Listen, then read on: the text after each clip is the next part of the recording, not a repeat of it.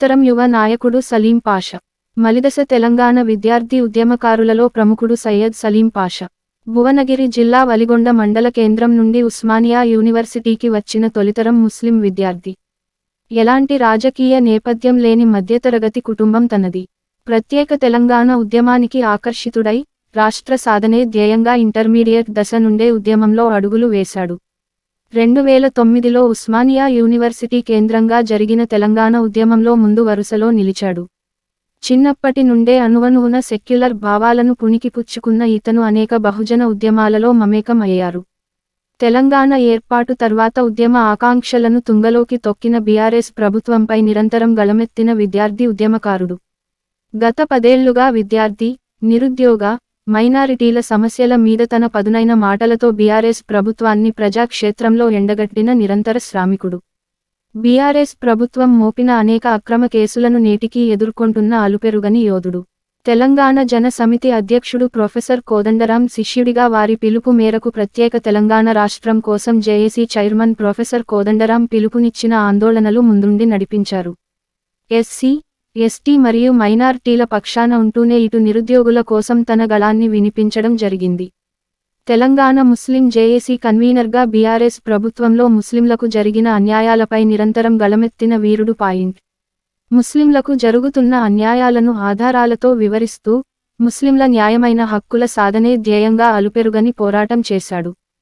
కేంద్రంలోని బీజేపీ ప్రభుత్వం తీసుకువచ్చిన రాజ్యాంగ వ్యతిరేక సీఏఏ, ఎన్ఆర్సీ చట్టాలకు వ్యతిరేకంగా రాష్ట్రంలో జరిగిన విద్యార్థి ఉద్యమంలో క్రియాశీలకంగా పాల్గొన్నారు.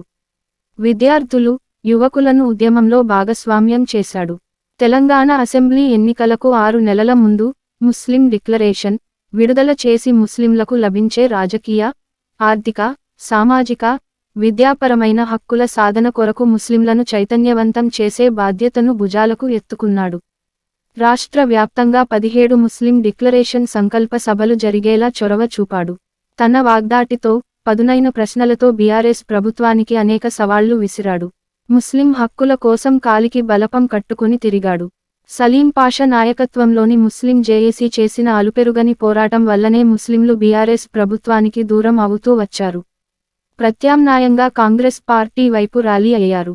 అసెంబ్లీ ఎన్నికల ముందు కాంగ్రెస్ పార్టీకి ముస్లింలందరూ ఓటు వేసి గెలిపించాలని పిలుపునిచ్చారు.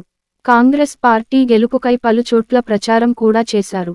తెలంగాణలో కాంగ్రెస్ ప్రభుత్వం ఏర్పాటులో ముస్లింల పాత్ర క్రియాశీలకమైంది.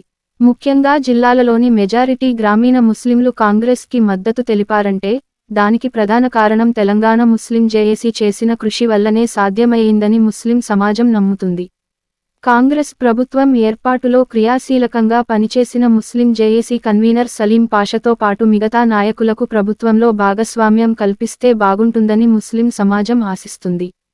రాష్ట్ర, జిల్లా స్థాయి నామినేటెడ్ పదవులలో ముస్లిం జేఏసీ నాయకులకు అవకాశాలు కల్పించాలని తెలంగాణ ముస్లిం సమాజం బలంగా కోరుతుంది. ప్రొఫెసర్ కోదండరాం శిష్యుడు, తెలంగాణ ఉద్యమకారుడు తెలంగాణ ముస్లిం జేఏసీ రాష్ట్ర కన్వీనర్ సలీం పాషా జన్మదినము సందర్భంగా వారు ఎల్లప్పుడూ సుఖ సంతోషాలతో ఉండాలని, భవిష్యత్తులో మంచి స్థాయిలో ఉండాలని సీఎం రేవంత్ రెడ్డి గారు సలీం పాషా గారికి రాష్ట్ర స్థాయిలో మంచి నామినేటెడ్ పోస్టు ఇవ్వాలని, ప్రభుత్వం వారి సేవలను వినియోగించుకోవాలని ముస్లిం సంఘాల నాయకులు, ఉద్యమకారులు కోరుతున్నారు. హ్యాపీ బర్త్డే సలీం పాషా గారు, మీరు ఇలాంటి పుట్టినరోజుకు మరెన్నో జరుపు కావాలని మేము మనసారా కోరుకుంటున్నాము.